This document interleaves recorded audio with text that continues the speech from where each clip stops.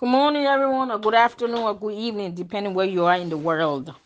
Yes, we had a class today, and I had a special announcement, but some people had to leave before the end of the class, and some people did not show up. So, anyway, the announcement was I'm taking a 3 months sabbatical. Actually, I have a work assignment to make some money, and the schedule is going to be from 7 a.m. until 2:30. So of course that hour conflict with our meeting time. So this is for 3 months, from June straight to August. But that does not mean you should go back to sleep, go and sleep into a spiritual coma. uh Are you with me? Or a spiritual slumber? I expect you guys to still be vigilant with your walk with God. I will continue to record some teachings and messages based on the same subject. We are still studying the life of Moses. Remember, we want to know how did Moses walk with God. That when he was leading the people and they brought any problems to him in the camp, Moses did not have to pray about everything. Every problem that was brought to Moses in the camp, he had a solution. How come today we have to pray about everything? We don't have an answer and a solution to everything. And even when we do pray about everything, we still don't have an answer. So, what's our problem? That Moses was able to communicate and walk with God in such a way that he always had an open heaven, an open portal that he could hear from God clearly and directly. But today we got to fast, we got to pray about everything. And even after our fasting and praying, we still don't hear. Something is wrong somewhere with us, not with God. Are you with me? So we're going to continue to study the life of Moses, which is in the book of Exodus. So how did he get to walk with God? That he always had the answer. Jesus walked with God, that he always had the answer. How come to the Christian we have to pray about everything? Number one. Number two, we want to get to the point from not only having one of the messages I've taught, that we're going to get from the point of not only having a prayer altar in our house, which is good. I also have one. We want to get from the point of not only having a prayer altar in our house to becoming the point that we become the prayer altar wherever we go. We want to get from the idea and the mindset that we have to go to a particular place because there's an open heaven, an open portal, that we become the open heaven, the open portal, that wherever we go, the heavens open. Are you with me? Now, all of these things, myself, I practice them, so I'm not saying it's wrong, but we want to get from the point that we go from looking to open portals to becoming the open portal. We want to go from going to open heaven conferences and going to a place because there's an open heaven. To get to the point that we become the open heaven, the open portal. So wherever we go, the heavens open. Are you with me, beloved? We want to walk with God, that the connection, the spiritual connection, the spiritual antenna that connects us with God is always open.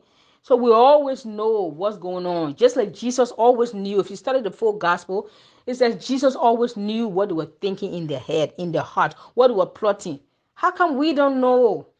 Did he not die for that? We want to walk with God, beloved, there's nothing is a surprise. Even the book of Daniel said God is the revealer of mysteries. So how can God be a revealer of mysteries when many Christians, unfortunately, their lives are a mystery to even them? I'm not judging anybody. My heart is just broken to the point that we want to graduate. We want to start becoming baby Christians and even start making excuses for some of our laziness. We call it, oh, it's the process. I'm going through the process. We're going to be processed for 2,000 years. Are we going to be processed for 2,000 years? Look at the maturity and the advancements of darkness and wickedness and evil in the earth, and we're still talking about being processed. How long will be processed? The disciple took them 3.5 years. Some of us been born again for 5, 10, 20 years. We still say, why? We need to be processed. We have to stop making all these lazy spiritual excuses for our maturity and spiritual growth in God. And if anybody found offense to my message, you just prove my point. Why are you even offended? But if you find it offensive, please, I beg you, forgive me, so you don't mess your relationship with God, so you can be in right standing with Him. Because we should even offense should not even be found among us. We are supposed to be so dead to the point that nothing moves us, offend us, hurt us. You understand me? Because a dead corpse cannot be offended. Why are we still offended? So please, if anything I say offends you, I beg you, forgive me. Just delete the message. Even delete my number so you won't receive nothing from me no more. I'm okay with that. I won't be offended. I promise you. Let me get back to my message. Beloved, we have to grow up. And we have to grow up like 2,000 years ago. Because gross and thick darkness is increasing in the earth. It is time for the light, the love, and the life of God to shine upon us, in us, and through us. It is time for us to allow God to live great in us and through us, that men will see our lives and know that God exists. So I don't know if I made any sense. But the point is, we want to walk like Christ. Christ, the scripture even said, Christ is the fullness of the Godhead made bodily. If we say we are Christ-like, that means we are Christ-like in body. That means we are Christ in bodily, which is also what? The fullness of the Godhead made bodily. When Jesus even said, have I not said ye are gods? Is it not written in your laws that ye are gods? And then religious folks say, take it easy. You see our problem? Jesus himself was quoting that to the religious Pharisee that, is it not in your laws that I said ye are gods? So a dog cannot give birth to a lion. An eagle cannot give birth to a chicken. A tiger cannot give birth to a cat, a kitty cat. Well, God cannot give birth to a man.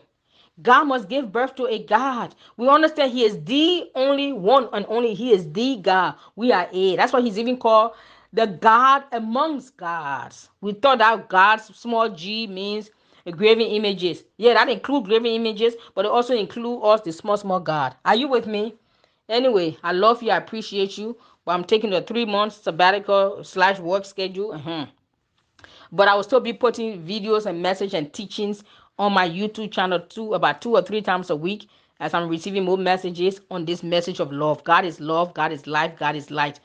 That is what we are supposed to become in bodily. Period. Love, life, and light.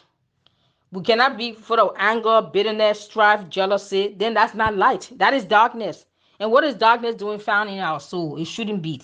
It shouldn't be. Are you with me?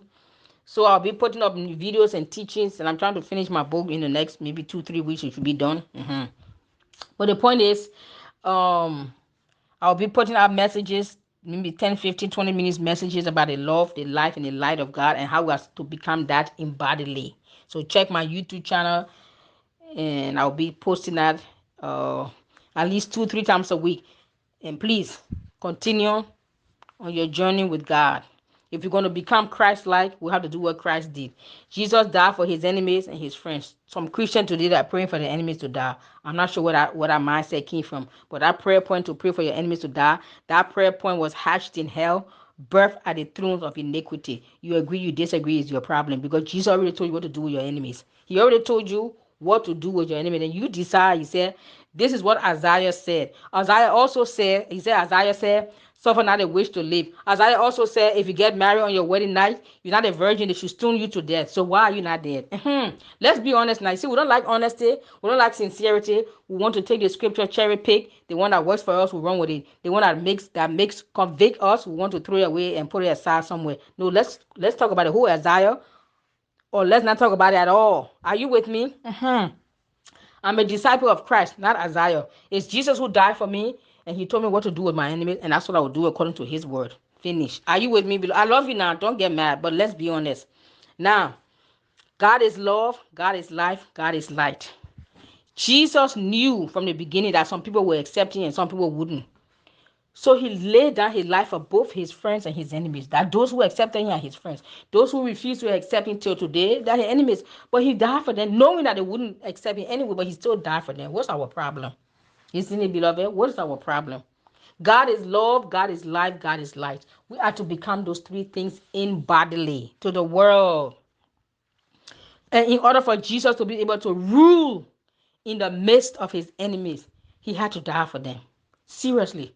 So you want to learn, you want to rule in the midst of your enemies, you got to be willing to live for them and die for them. But God cannot trust you with the power of the ages to come if you still have a bunch of people you call enemies that you want them to die. Because if God gave you that power, you use it to destroy them, because you are justifying them to be enemies. Are you with me? It's time, beloved, also have a heart of love. Do what did Jesus tell you to do for your enemies?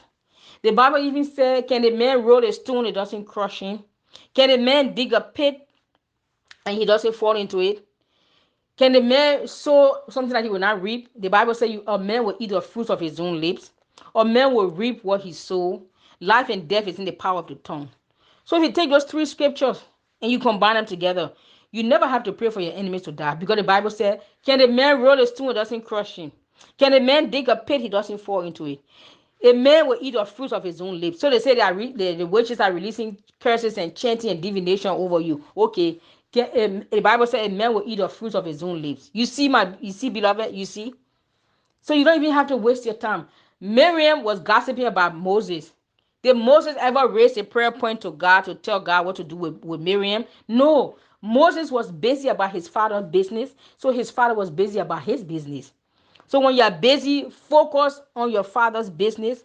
Let all the witches in the world gang up against you. It is God who will take upon himself to deal with them without you telling him what to do with them.